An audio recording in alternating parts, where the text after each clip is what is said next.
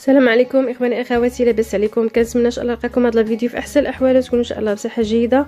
كالعاده دائما معكم كلثوم. اليوم ان شاء الله فغادي نشارك معكم هذا البريوش هذا اولا هذا القراشل اللي كيجيو زوينين ولدات في نفس الوقت، فكنتمنى ينالوا الاعجاب ديالكم.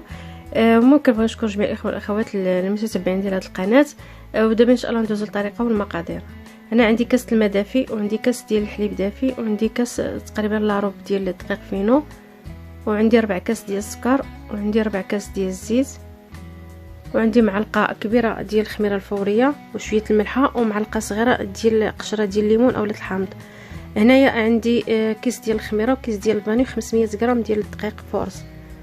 هنا كناخذوا في واحد الاناء كنديروا داك الكاس لاروب ديال عفوا سمحوا لي، عند كاس الماء وكاس ديال الحليب دافيين، وغادي نضيف هنايا الخميره. اول حاجه غادي نضيف السكر هو الاول، من بعد غادي نضيف الخميره،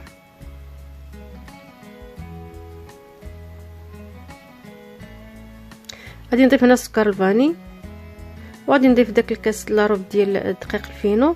وهنا غادي نحرك هاد المكونات كلها مع بعضياتها، وغادي نخليهم حتى غيتفاعلوا مزيان، يعني تقريبا حتى غيبدا يخمروا ديك الخمره الاولى صافي. من بعد هنا غادي نضيف القشره ديال الحامض اولا الليمون، وغادي نضيف الملحه،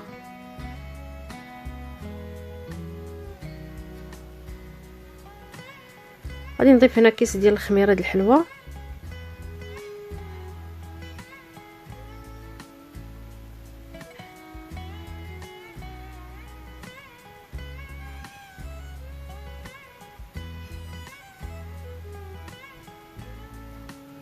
غادي نضيف هنا الزيت. فانا بالنسبه للسكر الا هكا حيت هاد 4 كاس كيجي شويه ناقص في الحلاوه، انا غادي نضيف البيض ديال البيضه، يعني بياض ديال البيضه، وغادي نحتفظ بالاصفر للدهين. فقلت ما كاين علاش يضيع، واضطريت اني درتو باش هكا المهم نستافد منه بلا ما نضيعوه.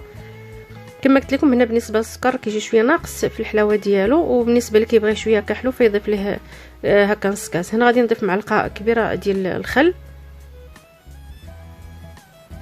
وهنا غادي نضيف معلقه صغيره ديال الزبده. المهم الزبده كتكون بحراره المطبخ.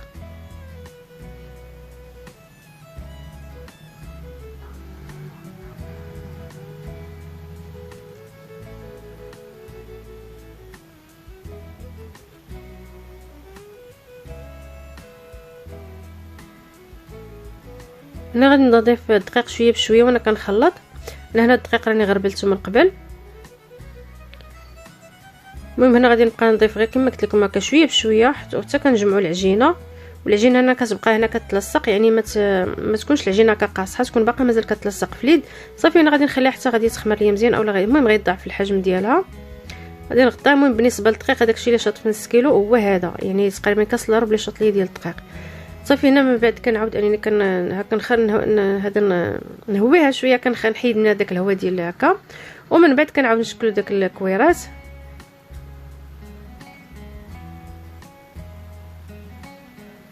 هنا من بعد غادي نبسطهم واحد شويه غير في الجناب يكونوا رقاق، وفي الوسط غادي نخليه شويه هكا غليظ، يعني هكا ما يكونش رقيق في الوسط.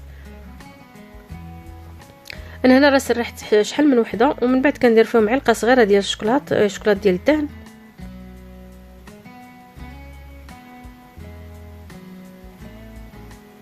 وبالنسبه لنا الشكلاط فراه كلها كيدير على قدر استطاعته صافي. هنا كنعاود نكورهم هكا مزيان، وكنقاد لهم هكا الشكل ديالهم صافي. انا غادي نحطهم هكا في الطاوه، غادي نخليهم حتى غادي يخمروا. المهم حتى غادي يعاودوا يخمروا ثاني مره اخرى. هنايا كناخذ شويه ديال صفر البيض اللي كنت احتفظت به، درت مع شويه القهوه وواحد قطره ديال الخل صافي. ما غادي نحركهم مزيان، غادي نبدا ندهن هذاك القرص اولا القراشل. انا هنا راه تقريبا خرجت ليا 18 حبه اولا 18 القرص اللي خرجت ليا.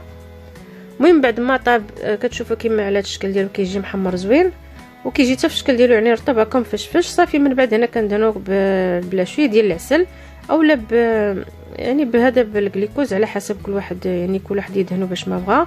ومن بعد انا هنا درتو في هذا الفويتين كما كتشوفوا.